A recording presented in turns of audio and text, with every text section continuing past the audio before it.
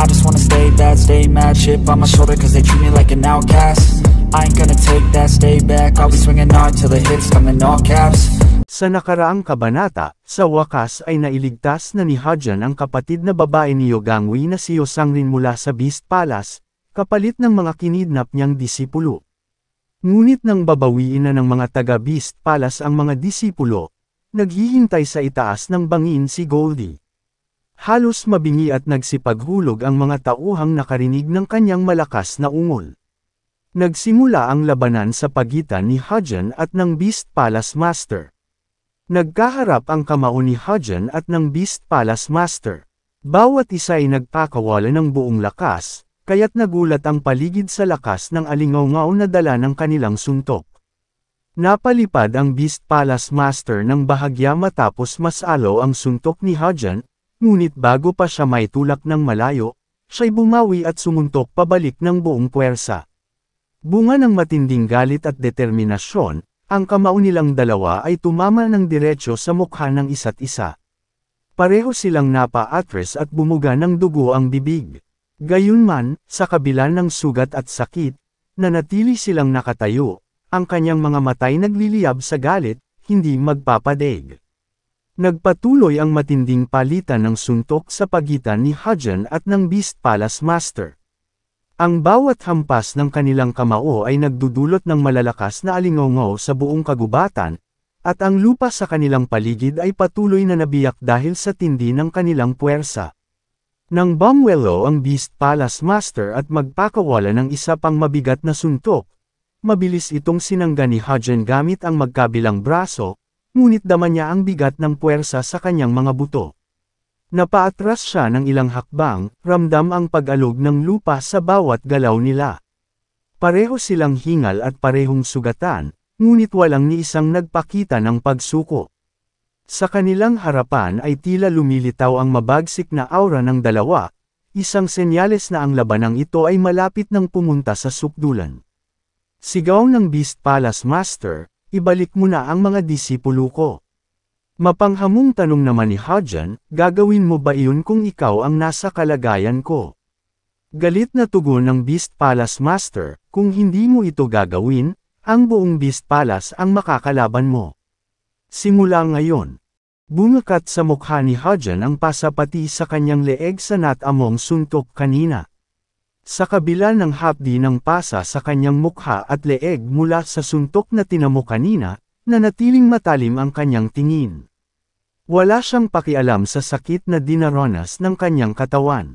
Alam niyang kailangang tiisin ito, ang labanang ito ay higit pa sa pisikal na lakas, ito ang kanyang pagkakataon upang patunayan ang sarili at makamit ang layunin. Nakangising sagot niya, "Gusto mo bang magsimula ng digmaan?" "Sige lang." Mula sa puntong ito, asahan mo na i-activate ng Divine Cult ang Quasi-War System para sa layuning puksain ang Beast Palace. Inis na sagot ng Beast Palace Master, katarantaduhan. Walang ganoong awtoridad ang isang demonic elder. Nakapamewang namang sagot ni Hajin, "Hindi ako isang demonic elder." Humakbang siya paabant at agad na nabiyak ang lupang tinapakan niya sa lakas ng taglay na enerhiya. Kumpiyansa siyang nagpakilala, "Ang pangalan ko ay Soryang. Ako ang disipulo ng Heavenly Demon na si Li Chuansang, at ang ikatlong batang Panginoon ng Divine Cult." Sa isang iglap, nagbago ang ekspresyon ng Beast Palace Master. Hindi niya inasahan na ang binatang kaharap niya ay may ganitong uri ng pagkakakilanlan na higit pa sa isang demonic elder. Habang nakangiti si Hajin, ang aura niya ay tila nagbago. Ang kanyang presensya ay naging mas mabigat at nakakatakot. Naramdaman ng Beast Palace Master ang dagok ng enerhiya na bumalot sa paligid, nagpapahiwatig ng tunay na lakas ni Hajin na kanina pa niya itinatago. Samantala, sa kinaroroonan ng mga tauhan ng Beast Palace Master, sumigaw ang isa, "May mga paparating, napakarami nila." Napasigaw ang mga tauhan ng mapagkanto na ang mga paparating ay mababanggas na mga hayop ng kagubatan.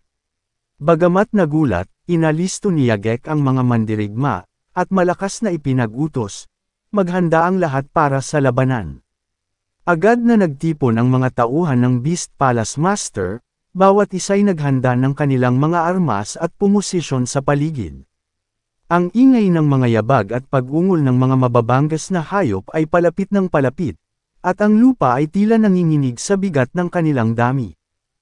Napalingon naman ang Beast Palace Master at sabi niya, "Anong klase ito?"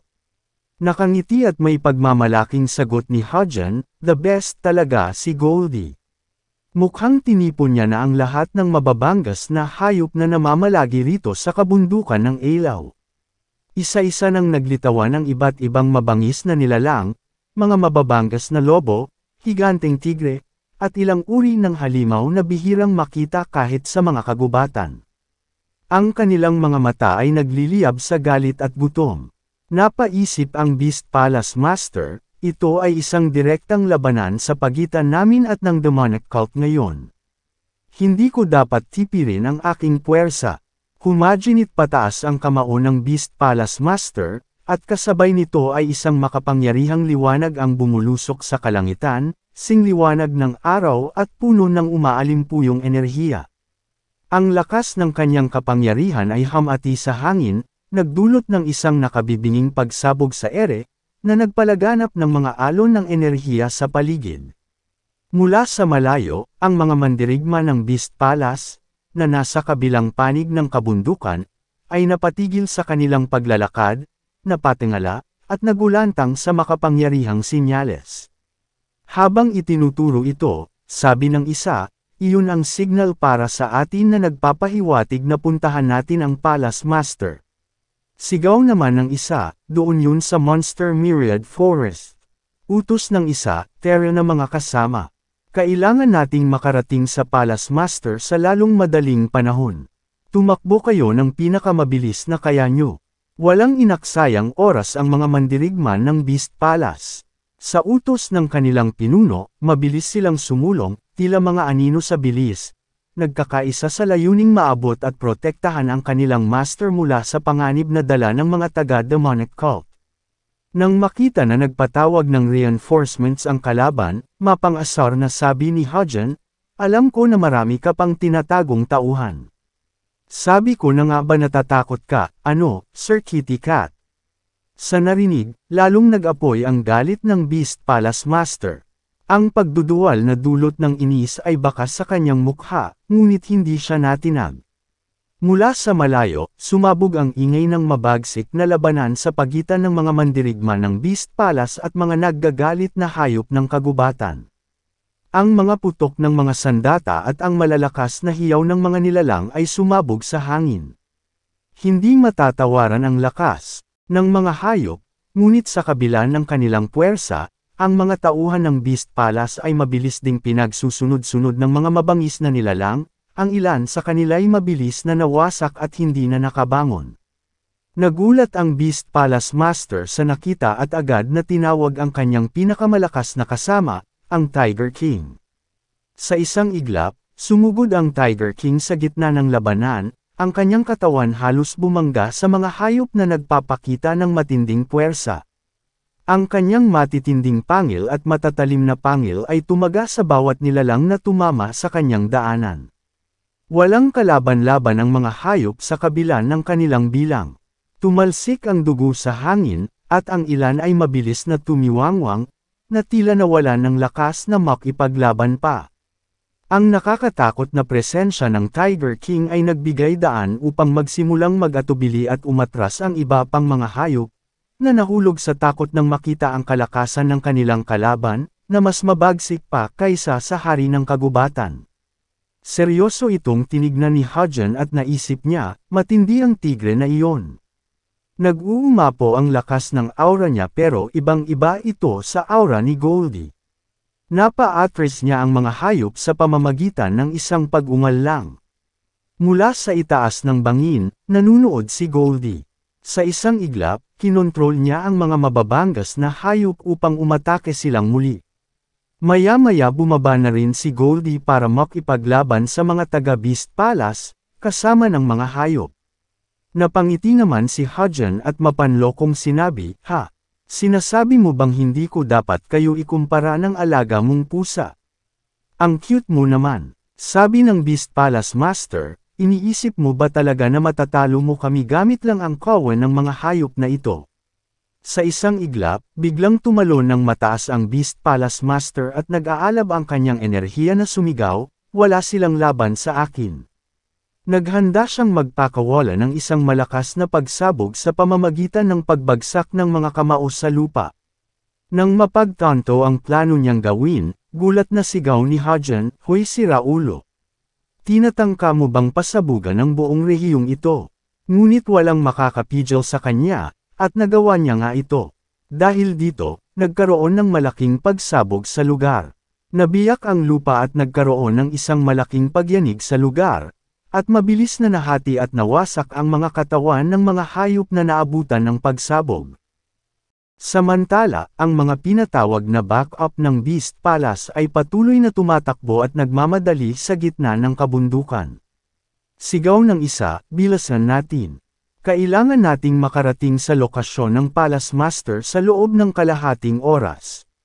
Ngunit may biglang sumigaw ng tigil. At mabilis din silang natigilan. Nanlaki ang mga mata nang makita ang isang babae at mga mandirigma sa likod nito. Ang dumating ay si Uy Hungrian, ang pinuno ng Berserk Demon Squad. Malakas na sigaw niya, "Tumigil kayo dyan, kayong mga hayop kayo." Bumaba siya mula sa itaas ng bangin at iritableng sinasabi, "Ako pa talaga ang inutusan ng batang Panginoon na pumunta sa napakainit at nakakairitang lugar na ito. Makinig kayo ha, dumiretso kami agad dito pagkatapos namin sa dalawang magkasunod na misyon. Kaya hindi maganda ang mood ko ngayon."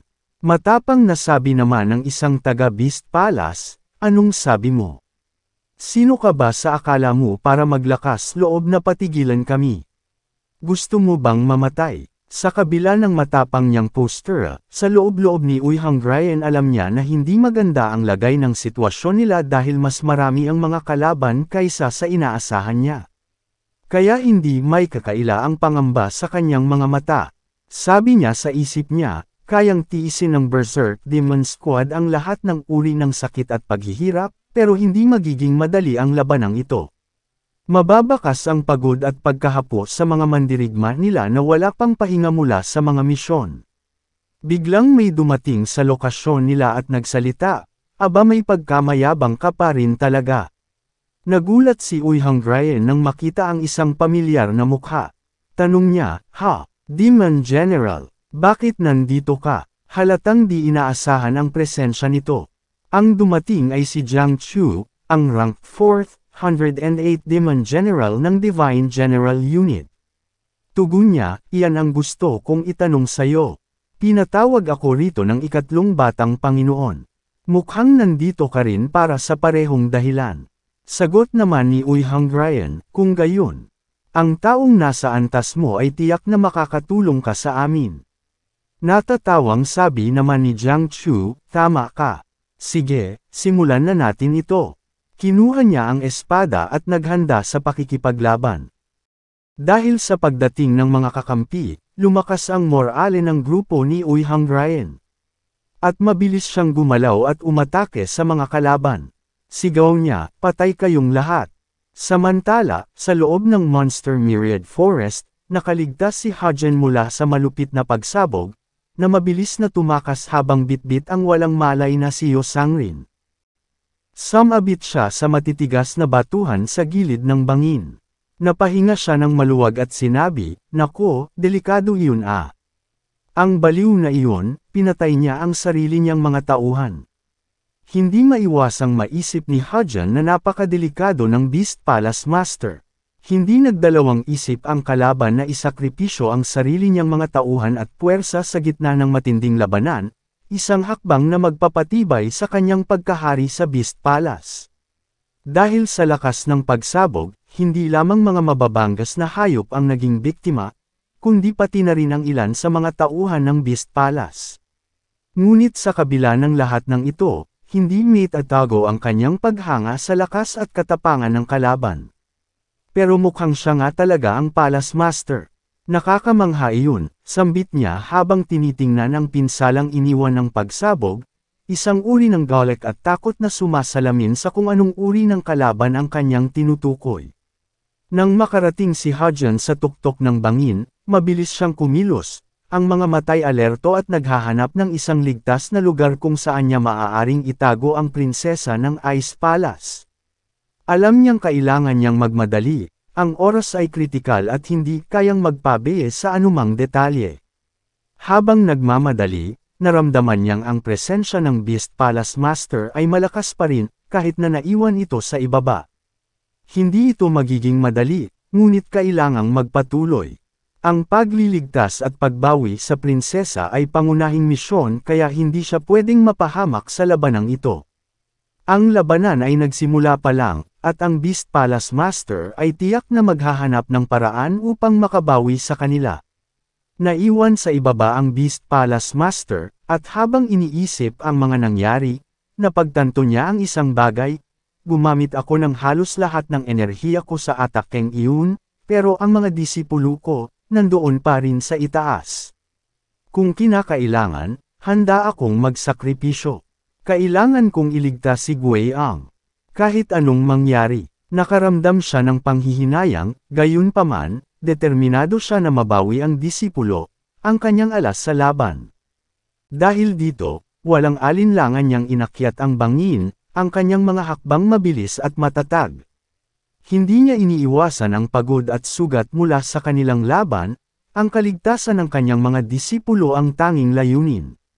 Nang makarating sa tuktok, mabilis siyang tumalon ng mataas, ang mga matay naglalabas ng matinding galit. "Mamamatay ka," sigaw niya, sabay suntok sa direksyon ni Hadjan. Ngunit mabilis na nag-react si Hadjan, ang kanyang katawan dumulas at tumalon upang makaiwas sa atake. Tumama ang kamao ng Beast Palace Master sa matigas na lupa, lumikha ng isang malakas na pagsabog ng alikabok at mga bato, ngunit hindi ito nakapagpigil kay Hadjan na makapagplano ng susunod na hakbang. Tinawag ni Hadjan ang kanyang Seven Knights Blade gamit ang telekinesis habang umiiwas sa mga atake ng Beast Palace Master. Nang mahawakan ito, mabilis siyang umatake gamit ang Wild King Claw.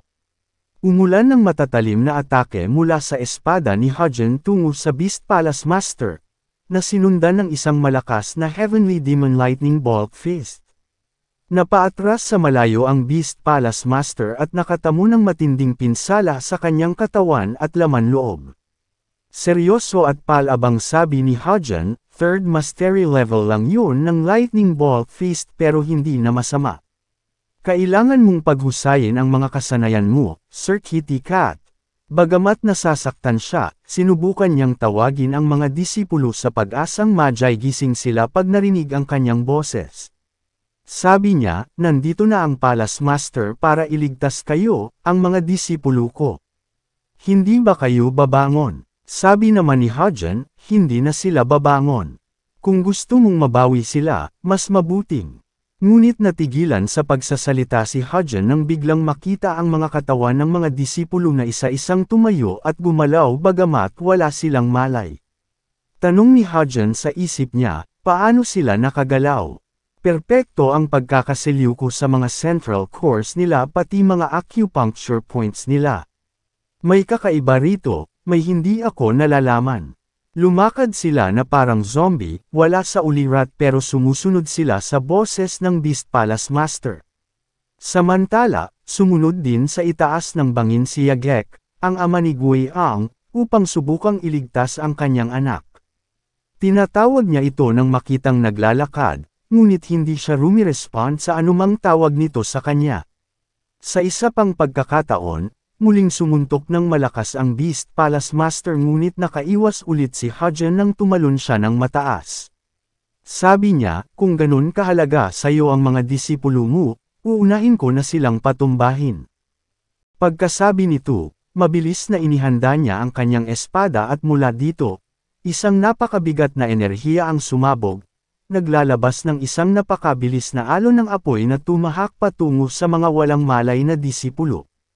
Ang matinding puwersa ng galit at pagkamuhi ay nagpabukas sa kanyang ikalawang anyo ng Ninefold Resilient Calamity Blade Technique, ang Ultimate Endless Path. Isang matinding sigaw ang umabot mula sa labi ng Beast Palace Master, nanlaki ang mga mata niya sa pagkabigla at galit, at mula sa kailaliman ng kanyang kaluluwa ay sumigaw ng isang malakas na, hindi. Isang malakas na pagsabog ang yumanig sa paligid, at ang hangin ay parang dumagundong sa tindi ng puwersang dulot ng malakas na atake ni Hajin. Nang hamupa ang usok, laking gulat ni Hajin nang makita ang Beast Palace Master na pumaimbabaw sa isang disipulo. Ginamit ng Palace Master ang kanyang katawan upang protektahan si Guiyang, ang pinakapinahahalagahan niyang disipulo. Si Yagek, na nakamasid sa malapit, ay napuno ng pangamba at pagkabahala nang makita ang kalagayan ng anak. Halos hindi makapaniwala sa nakikita at natatakot na baka may masamang mangyari. Agad siyang lumapit, at sa nanginginig na boses ay tanong niya, "Palace Master, ayos lang ba siya?" Ngunit bago pa man makahuma si Hajin, isang mabilis na galaw mula sa Beast Palace Master ang nagpabigla hindi lamang sa kanya, kundi pati kay Yagek. Sa isang iglap, sinakal nito ang walang malay na si Guiyang at sinimulang higupin ang life force mula sa katawan ng kanyang disipulo. Habang unti-unting nawawala ang lakas ni Guiyang, mabilis na natuyo ang kanyang balat hanggang sa naging isang malamig na bangkay, tila parang naubos na ang lahat ng dugo sa kanyang katawan. Sa kabila ng lahat ng ito, ang Beast Palace Master ay nagsimulang magbago. Ang kanyang katawan ay nagliwanag ng isang nakakatakot na enerhiya, at sa isang malakas at nakakakilabot na sigaw, nakabawi siya ng lakas, parang ang lahat ng enerhiya na kinuha niya mula kay Guiyang ay pumuno sa nawala niyang lakas. Bakit kaya ginawa ng Beast Palace Master ang walang awang bagay na ito? At ano ang kahihitnan ng kanilang laban ni Hajin? Abangan sa susunod na kabanata.